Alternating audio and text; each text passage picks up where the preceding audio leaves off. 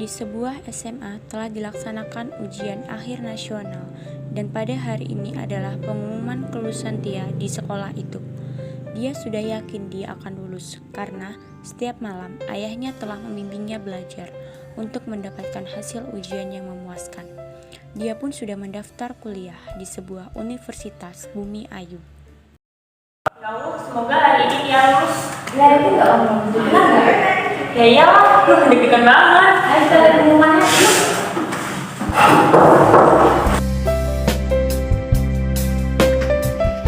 Alhamdulillah kita lulus ya.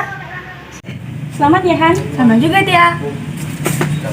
Setelah ini kamu mau kuliah di mana ya? Aku sih ingin di Universitas Bumi Ayu. Itu impian aku di kelas 1 loh. Oke lah, yuk kita pulang.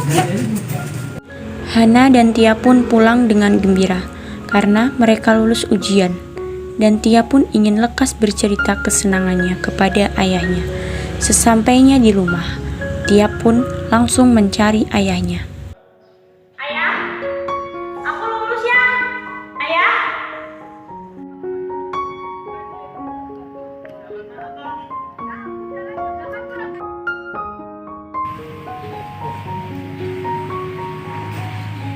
Halo, tadi bagaimana hasil pengumumannya Tia? Alhamdulillah ya, aku lulus dengan hasil yang memuaskan. Syukur anak kalau begitu.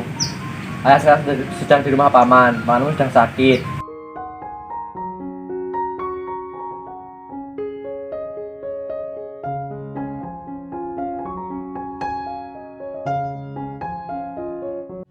Pagi itu, Tia dan Hana pergi mendaftar di universitas yang mereka impikan bersama. Hingga tiba hasil pendaftarannya, mereka berdua diterima di universitas tersebut. Hingga tidak terasa, sudah 1 bulan mereka kuliah di situ. Pagi ya Nana. Pagi Bu. Sekarang kita belajar sejarah ya Nana. Sejarah lagi. Emang nggak boleh Bu bahas masa lalu? Kodong.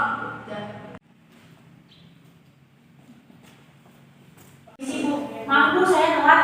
Ibu juga tahu kalau kamu telat. Sekarang Vito, Arum, dan Tia kalian gak usah ikut mata pelajaran ibu. Dan kamu Tia, besok kalau kamu telat lagi, kamu harus bersihkan semua WC yang ada di sekolah ini. Sih kalian kalau di kelas selalu ribut. Ribut itu menyenangkan, makanya hidupmu jangan terlalu polos dan tidak ada asiknya. Lebih baik kita ke sana saja, bagaimana? Boleh juga tuh ide kamu, Tapi kan ya udah ikut aja dan berisik. Hari-hari pun terus berjalan.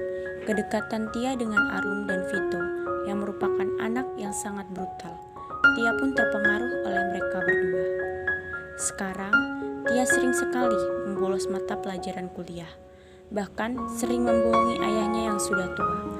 Dia tidak pernah belajar sekarang. Dia selalu berfoya-foya, pergi ke clubbing, tidak menghiraukan nasihat orang tua maupun teman dekat dia sewaktu SMA, yaitu Hana.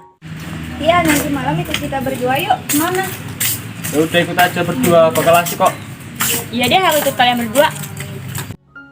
Dan ternyata Vito dan Arum mengajak Tia pergi ke clubbing. Di sana mereka bersenang-senang tanpa mengingat waktu yang sudah malam. Iya, asik kan di sini? Benar lu masuk juga ya? Sudah malam kita sekarang aja. Kita lupakan masalah yang ada hidup kita sekarang. Jam pun sudah menunjukkan pukul 1 malam. Namun mereka tetap melanjutkan clubbing hingga pagi harinya, menyebabkan Tia terlambat kuliah lagi dan ia bertemu dengan Hana, teman satu SMA-nya dulu. Iya, aku ini lagi. Iya, emang kenapa? Kamu sadar gak sih dia kan gak ada profesional? Ada bagaimana? Emang aku bagaimana? Iya, sekarang kamu sudah berubah sekali. Dulu waktu pertama kali aku kenal kamu orangnya sopan, kamu ada nggak sombong.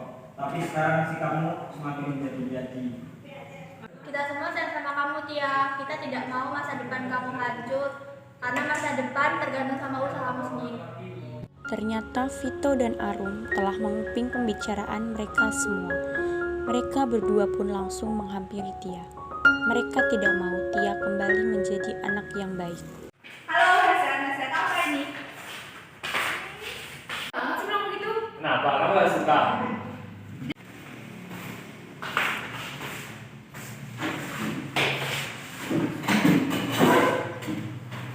jalan sama cewek, sini berantem sama aku. Berantem sama si anak itu buku ini. Ini soal gampang kecil. Vito, aku selalu mendukungmu. Kenapa gak suka? Ya emang gak suka aku kalau kamu ngajak berantem. Ayo, coba takut. Mereka pun saling berkelahi. Namun Tia bingung harus membela siapa. Dan Tia memutuskan untuk pergi. Tia pun memutuskan untuk pulang bertemu ayahnya. Waalaikumsalam. Kamu udah pulang, Nak? Iya ya. Tanya apa? Emang benar ya? Kesusahan kita menentukan kesuksesan kita di masa depan. Benar lah dia. Coba kamu saja lihat padi di sawah. Padi itu harus ditanam, diberi pupuk dan diberi obat agar tidak ada hambanya. Lagi dan lagi. Seperti itulah bentuk kesuksesan. Apa nanti Tia akan tua ya? Ya nanti tergantung usaha dari dirimu sendiri itu, Nak. Tia mulai menyadari kesalahannya. Namun, keesokan harinya, Vito dan Arum tetap mempengaruhi Tia, mengajaknya untuk berfoya-foya karena besok hari libur. Ya Tia, kerjakan tugas lagi di rumah kamu yuk. Kamu lagi gak sama Arum dan Vito kan? Enggak kok. Aku harap kamu bisa menjauhi mereka. Mereka itu tidak baik untuk kamu. Aku tidak akan melakukan hal-hal yang tidak baik lagi kok, Grace. Aku sudah besar dan kamu gak perlu nasihatin aku.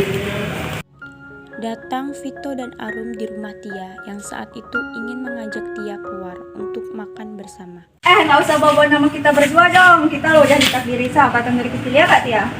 Iya, Rum. Sudah deh, lebih baik sekarang kita pergi aja. Kamu gak mau pamitan sama ayah kamu dulu? Enggak deh, soalnya lama. Ayahku juga lagi pergi, gak tahu kemana. Akbar dan Hana pun tidak sengaja bertemu dengan Gracia. Gracia pun bercerita apa yang tadi terjadi. Dia memang sudah benar-benar berubah. Dia sekarang tidak mau mendengar nasihat ayahnya lagi. Iya benar, sepertinya dia sudah terjerumus ke jalan yang tidak lurus deh. Ya Allah, semoga dia tidak terjadi seperti itu dan bisa berubah. Sampai sekarang pun Tia belum sadar tentang kesalahan yang telah dia lakukan. Hingga tiba waktu yang ditunggu oleh seluruh mahasiswa di universitas tersebut, yaitu wisuda. Termasuk bagi Hana, Akbar, dan Gracia. Namun, tidak untuk Tia, Arum, dan Vito. Mereka hanya dapat melihat kebahagiaan teman-teman mereka yang melakukan wisuda. Sebab, mereka tidak lulus skripsi.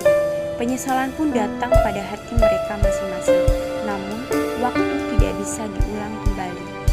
Sekarang Hana sudah menjadi dokter di sebuah rumah sakit yang terkenal. Sedangkan Gracia menjadi seorang guru di SMA yang sangat terkenal. Berbeda dengan si Akbar yang sekarang ia menjadi seorang dosen yang tetap berkacamata dengan keuntungan. Tia pun hanya menjadi seorang sales kosmetik. Arum pun begitu. Dia hanya menjadi seorang OB. Dan yang terakhir Vito. Dia bekerja sebagai OB juga bersama Arum, yang setiap pekerjaannya mereka berdua selalu bertengkar. Pesan moral yang terdapat dalam drama ini adalah, selagi masih muda, gunakan waktu sebaik mungkin dengan menimba ilmu yang bermanfaat. Jangan hanya habiskan masa muda hanya untuk bersenang-senang, atau kita akan menyesal kelak. Kita tidak akan tahu dan tidak akan percaya kecuali kita telah mengalami sendiri.